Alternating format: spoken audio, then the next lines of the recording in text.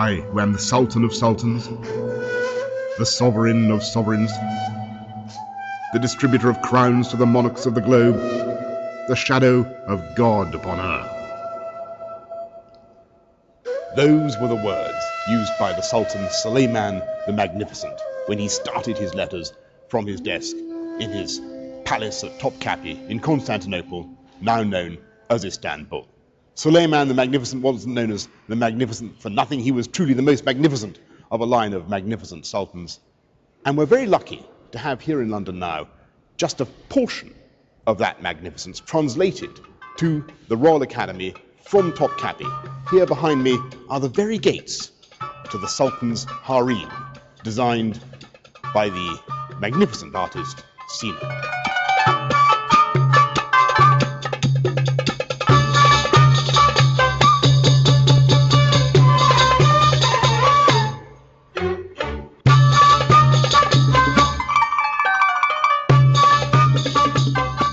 We're familiar with the idea of Turkey as the scene of the clash of civilizations between East and West, the Trojan War, the sack of Constantinople in 1453, even the Battle of Gallipoli, if you like.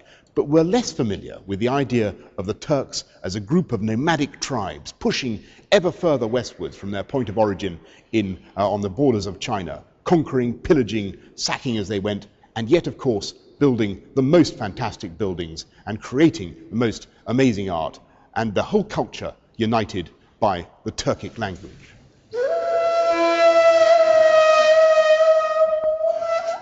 The exhibition doesn't really set out to tell a single story.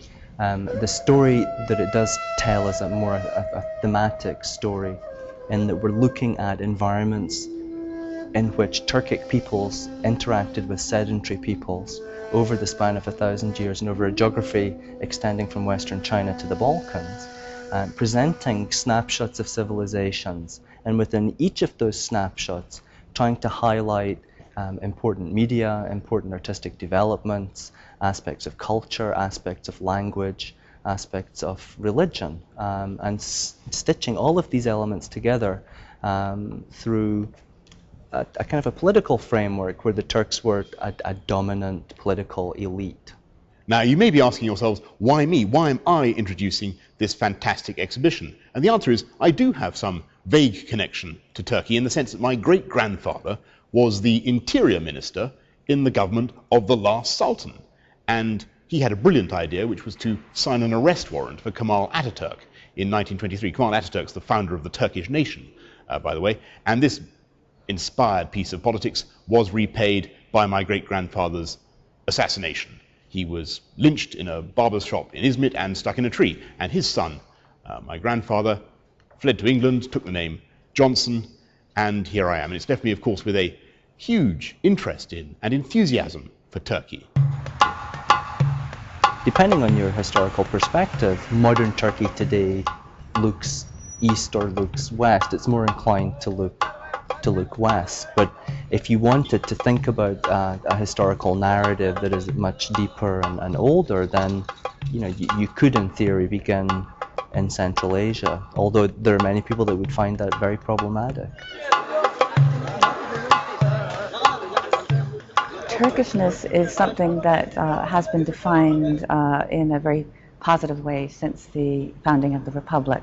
And perhaps there are a number of people in Turkey at present who say the original definition of the Turk was broader than it was later defined. So that's a big debate in Turkey at the moment.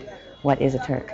However, the interesting thing to me is that an exhibition that ends at the high point of the Ottoman Empire should be interesting in this country because of the present political questions. So rather than look at the art, people are saying, oh, is this a country that's worthy of the EU?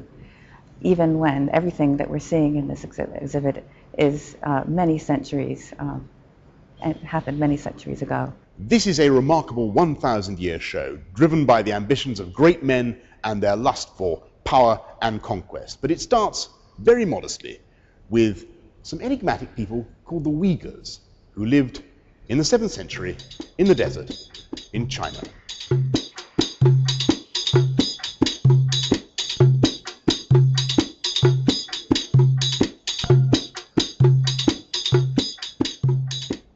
Uyghurs were a Turkic tribal confederation that grows up to power in the region of Western China and modern-day Mongolia in the 740s. The Uyghurs last until the 840s, when they themselves are supplanted by other groups.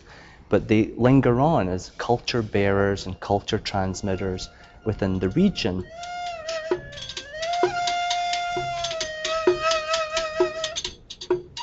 Most of the objects that we have in the exhibition from the Uyghur period are paintings that were made for Buddhist cave temples from different sites in the region of the Tak-Lamakan Desert.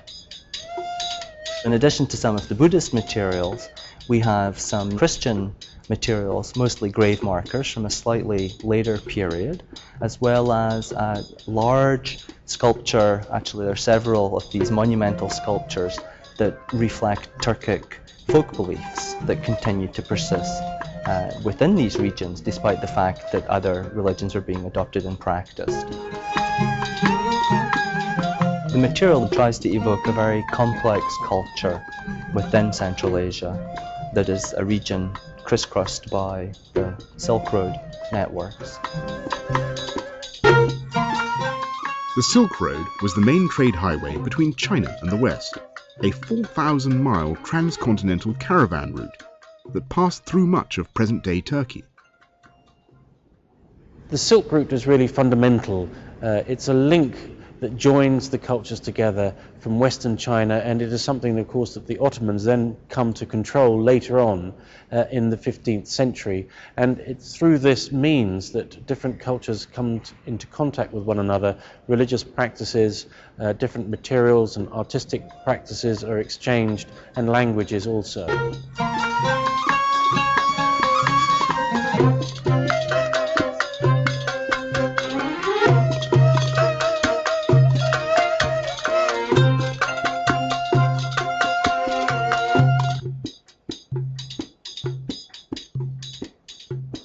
The Uyghurs really represent a kind of appetizer for this show.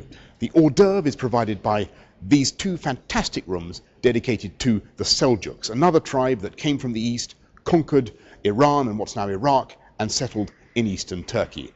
Their leader, who is conveniently called Seljuk himself, converted to Islam most significantly in 985.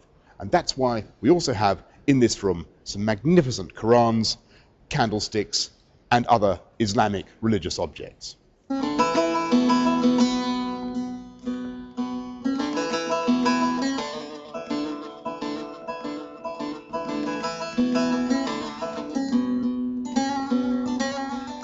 We decided to move next into the world of the Seljuks of Iran and the Seljuks of Anatolia, partly because, in a sense, they set up a pattern that is followed in the rest of the exhibition, in that they show an assimilation to Islamic culture and Islamic society in its various myriad expressions. But we really begin with the Seljuks because it's a context that we can demonstrate within which Turkic groups came into contact with Islam, sedentary cultures, and begins one of these processes of adaptation and assimilation.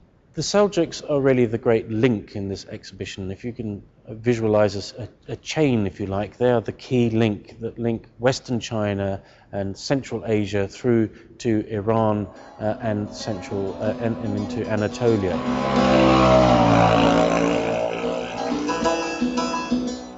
Konya was important for the Seljuks largely because it was an existing